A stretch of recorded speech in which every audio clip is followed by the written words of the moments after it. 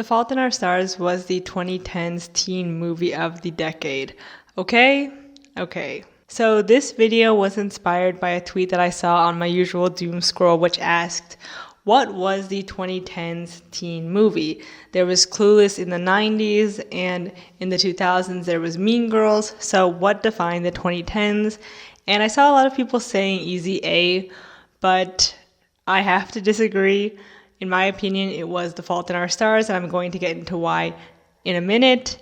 But before I do that, let me know down in the comments below what movie you think defined the 2010s for teens. So when I saw this tweet, I felt really strongly about it because I was there. I turned 16 in 2011 and of course had a Tumblr account, and it was dedicated to K-pop and K-fashion. And I saw it all, the dark gothic cemetery photos, the white woman hand in golden hour sunlight, the early 2000s Microsoft theme for your blog, adding in a music player on your page with the latest SNSD or Big Bang song, loading up your queue before school. You know the drill. I was there. I was a teenager in the 2010s, and I'm sorry, Easy A did not define that era. It was definitely The Fault in Our Stars. Those two black and white clouds will forever be burned into my memory. The okay line will haunt me to my grave. And of course, the Looking for Alaska quote about being a drizzle and a hurricane. I've had it memorized for the past decade. John Green really had a chokehold on 2010's teens, I swear to you. And though Easy A seems like an obvious choice as it fills the genre for teen movie and came out at the dawn of the decade, I don't think it defined the generation of teens from back then like Mean Girls did in the 2000s, where you literally couldn't escape it. Easy A came and had a large following, and nowadays I'm sure it has like a cult following somewhere. But as someone who even saw it in theaters at the time when it came out, it didn't really stick with me as much as, say, Mean Girls did, even when I saw it for the first time back in 2007. I think people go to Easy A because it fits the teen genre as a gross-out teen comedy, which was really popular in the 2000s. In fact, I made a whole video essay about the death of this particular genre on my video essay channel, the death of the gross-out rom-com, or mainly like these teen comedies with gross-out elements that also include like a love story, for example, American Pie or Something About Mary. Easy A doesn't have too many like gross-out elements, but it still relies heavily on raunchy humor, and though has a deep message about, slut-shaming and women's bodily autonomy, it is, in the end, a fun romp with some twists, and is most remembered for being a comedy, like Mean Girls and Clueless. And 2010's teen culture wasn't defined by teen comedies, like the decades prior, but rather more introspective media. Whether because we were teens of the recession or the internet and wanted our online personas to be moody and edgy and adult, we as teens created and upheld media that seemed to speak to us rather than at us. John Green ruled this era along with Stephen Chomsky, who wrote The Perks of Being a Wallflower, which eventually got a 2010s movie adaptation starring Emma Watson, which I also think is a fair movie to say that defined the 2010s for teens.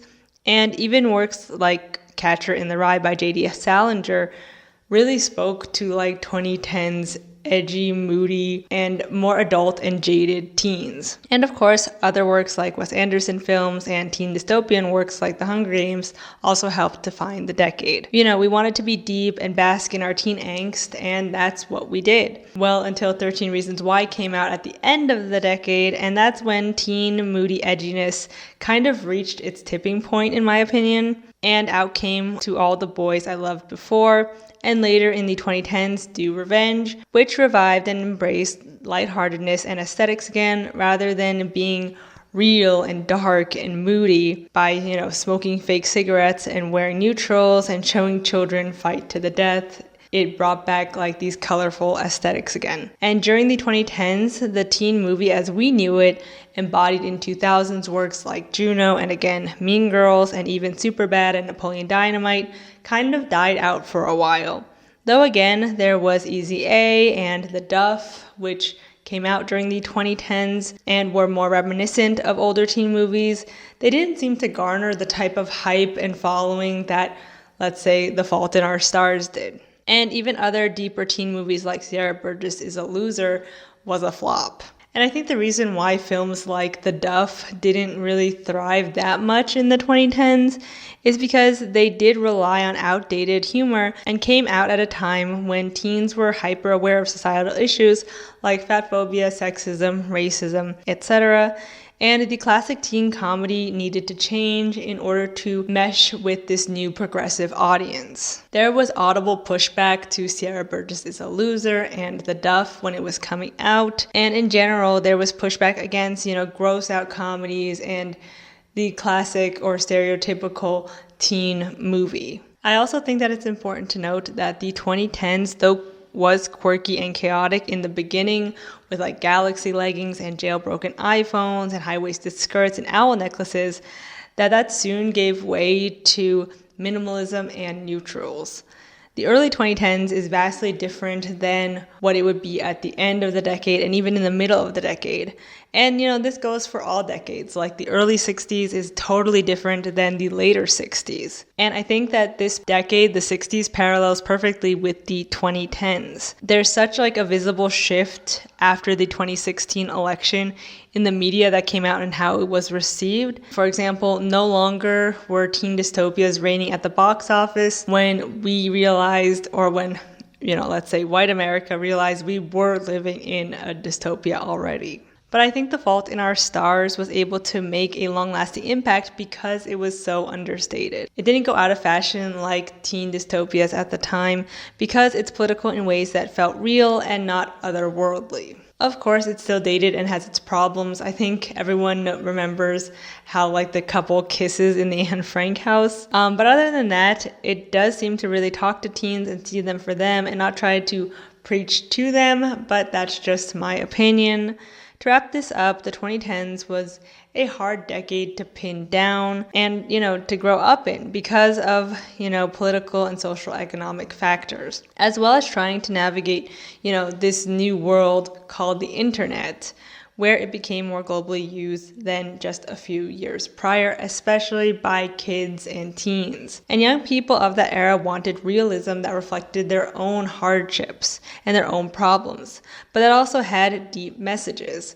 And that's why The Fault in Our Stars is the teen movie of the 2010s. You couldn't escape it. It was everywhere, not just online, where it became, a phenomenon, but in the real world. I remember in high school, there were people who would, knit The Fault in Our Stars, logo, and people were wearing the merch. It was a big deal. I can't say that about, any other movie, really, that I remember from that era. That wasn't a franchise film. And though The Fault in Our Stars is a romance movie and doesn't really fit into that teen movie genre that we know so well, that is part comedy, part drama, part coming of age film, I think that is very telling of the 2010s decade. We were in a really big cultural shift at that time where teen movies went out of style for teens. But like I said, we can only take so much realism, as when 13 Reasons Why came out towards the end of the decade in 2017, it was rightfully panned by a lot of people. A show that claimed to get teens of the 2010s who were, growing up with school shootings and, a mental health crisis, then proceeded to give a big middle finger to its target audience. And I think, like I said before, that 13 Reasons Why was the straw that broke the camel's back as far as moody, edgy teen things for the 2010s, because right after that, To All the Boys I Loved Before came out, and that was a really lighthearted, aesthetically pleasing, brightly colored movie, and that wasn't dark and gritty, because I think at that point we had had enough of that. As for the teen movie of the 2020s, I personally think Do Revenge is the teen movie of this decade so far, but that's always subject to change. And as I wrap up this video, these are just my opinions and thoughts. This is slightly scripted where I just share what's going on, online, in the news, and in my head. So let me know what you think the teen movie of the 2010s was down below, and what you think the teen movie of the 2020s will be as well. I'm curious to know your thoughts, and if you like this video, please go on and support the Patreon. The link will be here. It always means so much to me that I have your support, and my patrons keep the channel going. So thank you so much, and I'll see you in the next one. Bye.